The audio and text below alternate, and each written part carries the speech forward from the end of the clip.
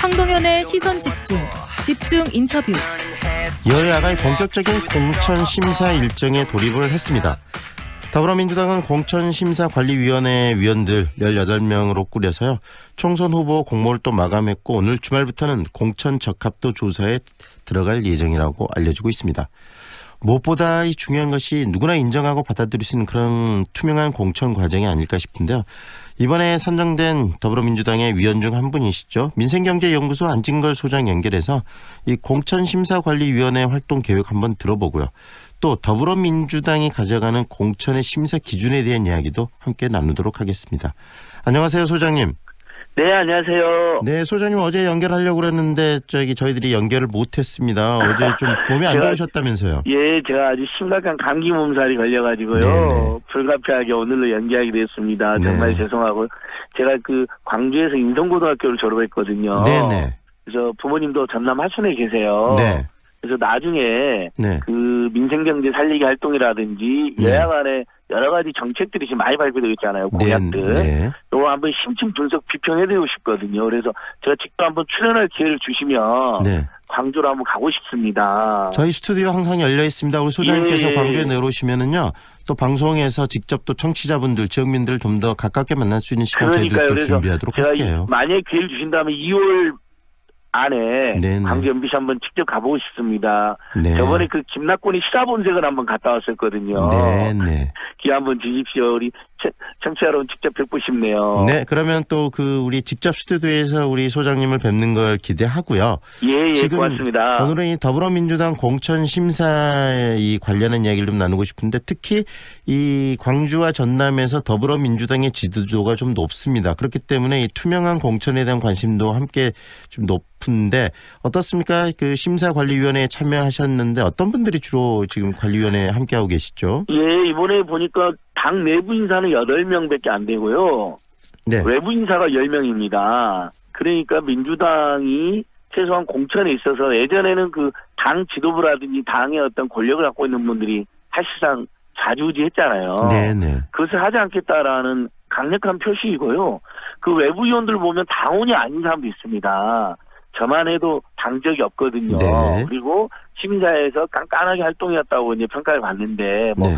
최근에도 나경원 전 원내대표를 10번 가까이 고발하고 네네. 아무튼 저희들이 문제가 있는 권력자는 여야 가리지 않고 계속 문제 제기를 해왔었거든요. 낙선운동도 해왔고. 네. 근데 그런 적까지도 선임을 했더라고요. 그러니까 그것은 외부에서 정말 공정하고 투명하게 공천이 이루어진지 감시해달라는 이야기인 거잖아요. 네네. 당연 그것만 해도 굉장히 저는 진전이라고 생각됩니다. 그래서 네. 위원장은 원혜영 의원인데 이제 불출마 선언하신 분이죠. 네. 부위원장은 윤호중 의원, 백혜련 의원 이렇게 있고요. 나머지 이제 위원들 중에 아까 말씀드린 10명의 외부 위원이 있는데 우리 전남대학교의 그 오재일 명예교수님도 네네. 포함되어 계시고요. 네. 그다음에 윤영미 전 한겨레 신문 기자, 지금 녹색 소비자들 대표도 하고, 그다음에 또 명필님이라고 하는 유명한 영화사 있지 않습니까? 거기 심재명 변호사님. 네네.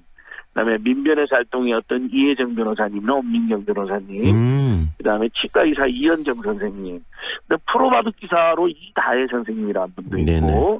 또 그 황희두 TV라는 유튜브로 청년 유튜브로 유명한 황희두라는 청년도 포함되어 있고요.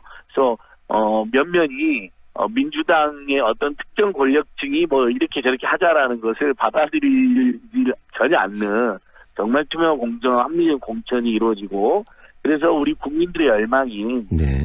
민주 세력, 개혁 세력이 이번 총선에서 압승을 할 수 있는 네. 그런 동력이나 계기를 마련해야 된다는 어떤 열망을 가진 분들이 많이 들어와 계십니다. 결국은 이렇게 외부 인사들을 많이 공천관리심사위원회에 위촉을 했다는 이야기는 방금 우리 소장님도 말씀하신 것처럼 촛불 민심을 좀 제대로 이어갈 수 있는 그런 공천들을 하고 그다음에 당 내부적인 것보다는 외부적인 그런 객관성을 담보할 수 있는 공천을 하겠다라는 이 더불어민주당의 의지로 읽히기도 하는데요. 우리 맞습니다. 이렇게 참여하신 예. 소장님께서도 나름대로 공천 기준이 있으실 것 같아요. 우리 소장님께서는 어떤 공천이 더불어민주당 이번에 이루어져야 된다고 생각하세요? 예, 무엇보다도 사실 이제 그동안 공천에서는 예를 들면 단수 공천이 남발된다거나 경선을 해야 되는데도 경선이 안 돼버리고 이게 가장 불공정한 행위겠죠. 네네. 이미 우리 청취자들끼리 잘 아시겠지만 광주 전남이나 호남만 해도 벌써 한 몇 년 전부터 이렇게 경선을 준비해 오신 분들이 눈에 띄잖아요. 그렇죠. 근데 어느 날 갑자기 낙하산식 공천이라든지 또는 단수공천, 그러니까 아예 정선을 안 해버리는 거잖아요. 네네. 그럼 얼마나 억울하겠습니까? 당연히 그러면 그동안 사회경제 약자들을 옹호해오고 또 서민들을 대변해오던 신진 정치 세력들이 또 봉쇄가 되는 문제도 생길 수 있거든요. 네. 그래서 뭐 이건 공정심사관리위원회 모두가 합의한 원칙은 아닙니다. 네네. 나름대로 소장님 조금 입장을 다르니까요. 주시면 되죠. 네네. 저는 명백하게 예를 들면 민주당이 오랫동안 서민과 중산층의 정당이라 그랬고 우리 김대중 전 대통령님이 가장 유명한 정치 관련 격언이 국민의 눈물을 닦아줘야 된다고 말씀하셨잖아요. 네네. 그러니까 그런 활동을 많이 해오셨던 분들 정말 민생을 살리고 재벌 대기업을 비호하고 그들의 편에 서고 투기꾼의 편에 서는 게 아니라 네네. 오승감처럼 오히려 서민들과 빈민들과 민초들의 편에 서서 정치를 할 수 있는 분들이 그게 중진이든 신임이든 많이들 들어가야 되고 근데 그 과정에서 경합이 있다. 네. 그런 가급적 예외 없이 경선에 붙여서 네. 선의 경쟁을 하고 그다음에 만약에 누가 떨어지잖아요. 네. 그럼 그걸 불복하고 불복하고 뛰쳐나가는 게 아니라 그것을 당연히 승복하고 힘을 합치는 네. 그런 아름다운 공천 과정, 경선 과정이 될 수 있도록 최선을 다해서 노력해볼 생각입니다.